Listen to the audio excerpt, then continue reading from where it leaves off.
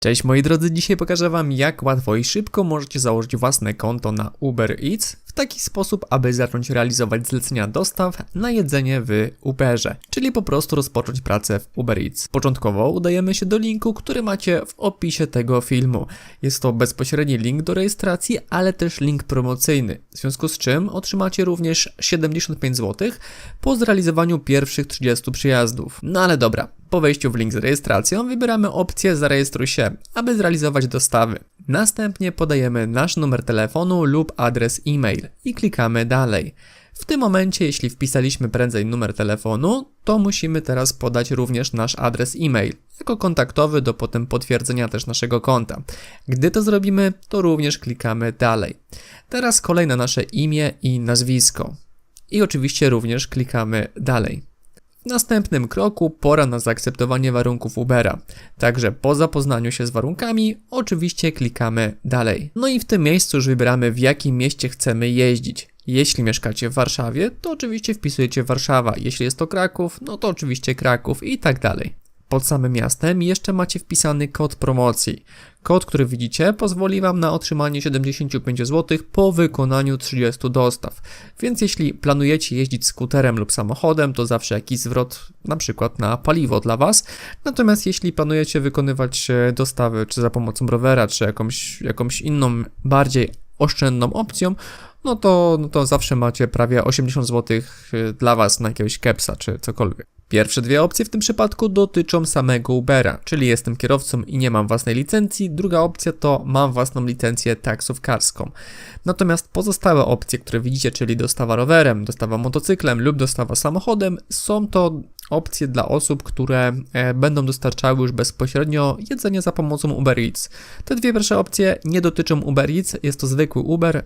Trzy pozostałe opcje to już po prostu Uber Eats. Także wybieracie opcję, która z was interesuje, no i moi drodzy klikacie kontynuuj. W moim przypadku, jeśli był to na przykład samochód, to oczywiście muszę również wprowadzić dane tego samochodu.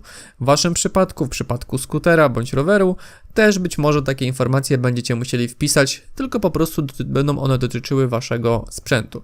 U mnie, jeśli chodzi o samochód, no to muszę podać również markę, model, rok samochodu i numer tablicy rejestracyjnej. Gdy to wszystko wpiszemy, to mamy informację, dziękujemy za informację. No i teraz możemy przejść albo do statusu konta, albo do kolejnego kroku. Także wybieramy, moi drodzy, kolejny krok. No i tutaj, moi drodzy, mamy przegląd wymagań dla dostaw. Mamy możliwość obejrzenia krótkiego filmu, który poinstruuje nas, jak wygląda proces tych dostaw. Więc jeśli na przykład nie kojarzycie za bardzo schematu dostaw, na przykład w Uberze, to możecie obejrzeć taki filmik. Ja w moim przypadku wybrałem opcję z filmikiem. Wszystkie filmiki, powiedzmy, już obejrzałem. No i mamy znowu komunikat, dziękujemy za informację. W kolejnym etapie, gdy już wysłaliśmy dowód przód, dowód tył, musimy wysłać zdjęcie termicznej torby, ale również, żeby ta torba była otwarta, żeby było widać, że ona jest termiczna, także jeśli posiadacie taką torbę, to po prostu robicie takie zdjęcie. W kolejnym etapie strona informuje nas, że jeśli nie prowadzimy działalności gospodarczej, to potrzebujemy partnera flotowego w celu rozliczenia. Tego etapu nie musimy tak naprawdę wykonywać w tym momencie, z tego względu, że możemy na spokojnie dokończyć całą rejestrację, a dopiero potem nasze konto u partnera podpiąć po prostu pod Ubera. Z reguły to wygląda tak, że piszemy potem na przykład maila do naszego partnera flotowego z prośbą, że już nasze konto na Uber Eats zostało założone i prosimy o takie podpięcie, a partner automatycznie nas podepnie pod rozliczenie z Uber Eats. No i w ostatnim etapie czekamy już tylko i wyłącznie tak naprawdę na zaakceptowanie naszych dokumentów. Jeśli chodzi o tą listę dokumentów, pierwszej i drugiej rzeczy nie musicie robić. Są to rzeczy, które dotyczą osób, które są albo partnerami bezpośrednio właśnie dla Uber Eats.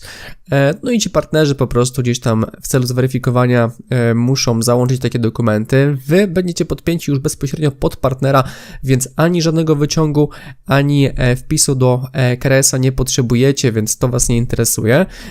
Tutaj jak widzicie, torba została zaakceptowana, pozostałe dokumenty czekają jeszcze na akceptację. Jeśli jeździcie samochodem, to oprócz dowodu prawa jazdy potrzeba też, tego tutaj nie widać na screenie, stronie, ale tam też jest informacja odnośnie OC waszego auta.